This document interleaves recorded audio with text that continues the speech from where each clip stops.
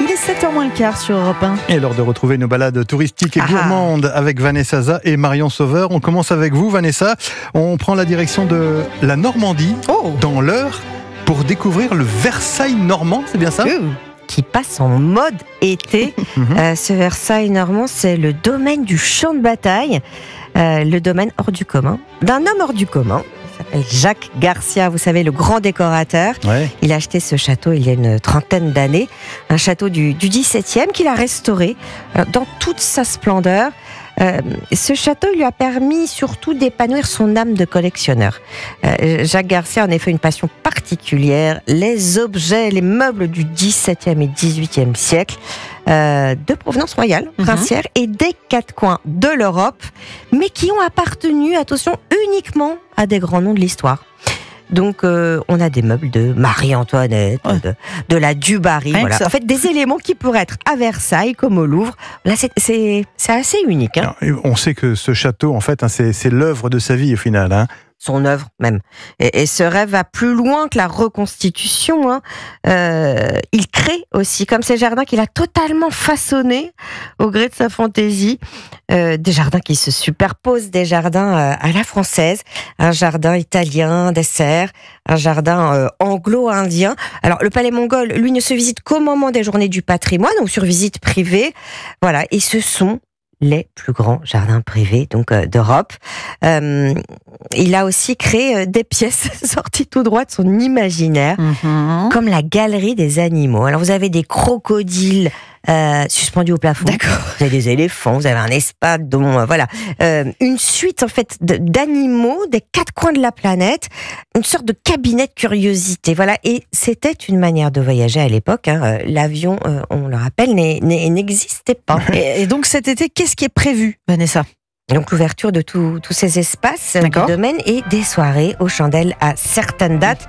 Vous allez pouvoir découvrir les collections déambulant dans les grands appartements éclairés aux chandelles, au rythme de la musique baroque. Et pour la toute première fois, une représentation musicale au violon qui sera jouée dans la grotte de Cybèle, voilà, avant d'assister au grand feu d'artifice aux couleurs or et argent, hein, les mêmes couleurs qu'au XVIIe siècle. Ça donne envie, hein. Merci Vanessa, ça donne vraiment envie. Merci infiniment. Marion Sauveur, c'est à vous pour votre produit de saison. Alors aujourd'hui, on ne peut pas faire plus estival comme fruit. Hein. Un fruit avec une chair gorgée d'eau, le fruit le plus rafraîchissant peut-être de cet été, c'est la pastèque. Ouais. Alors, selon vous, depuis quand est-ce que l'on croque dans la pastèque ? Encore une colle, non. Depuis l'Antiquité, les Égyptiens offraient aux voyageurs des morceaux de pastèque aux portes du désert où elle poussait à l'état sauvage. Alors à l'époque, elle était très amère. Elle est arrivée en Europe depuis 4 siècles. Aujourd'hui, c'est comme le melon. Hein. Pour la choisir, il faut la soupeser. Il faut qu'elle soit lourde, bien chargée en eau. Son écorce doit être bien brillante. Et si vous la tapotez, elle ne doit pas sonner creux. Surtout, ne la conservez pas à température ambiante. C'est un fruit qui continue de mûrir. Et trop mûr, la pastèque devient farineuse. Alors, je suis curieux, Marion, de savoir ce que vous nous proposez comme recette à base de pastèque. En smoothie, alors c'est vraiment tout simple et parfait pour se rafraîchir. Il suffit de mixer la pastèque sans la peau avec le jus d'un citron, quelques feuilles de menthe, on ajoute des glaçons et c'est tout. Facile. C'est très onctueux, bien frais et ça se boit sans attendre. Bon, et comme d'habitude, vous avez toujours des bonnes adresses à nous conseiller. Où est-ce qu'on peut aller pour manger de la pastèque ? Direction Marseille et le restaurant Bonbonne, c'est dans le 2e arrondissement. Le chef Michael Jules Faillant propose des mezzés dont un à base de pastèque. Elle est tranchée, posée à côté de la feta.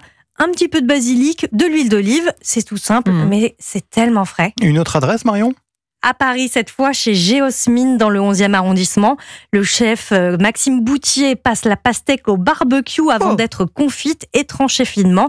Elle est intercalée avec de la tomate rose de Berne et elle accompagne un thon blanc de ligne du Pays Basque travaillé comme une viande avec un jus de tête de thon. Ça, c'est un délice. Encore une fois, je veux bien le croire. Merci Marion Sauveur. On retrouve évidemment vos recettes et vos adresses sur europe1.fr. Vanessa Zaza, vos adresses sont elles aussi disponibles sur le site d'Europe 1 et votre nouveau podcast, Europe 1 Voyage, sur toutes les plateformes et l'appli Europe 1.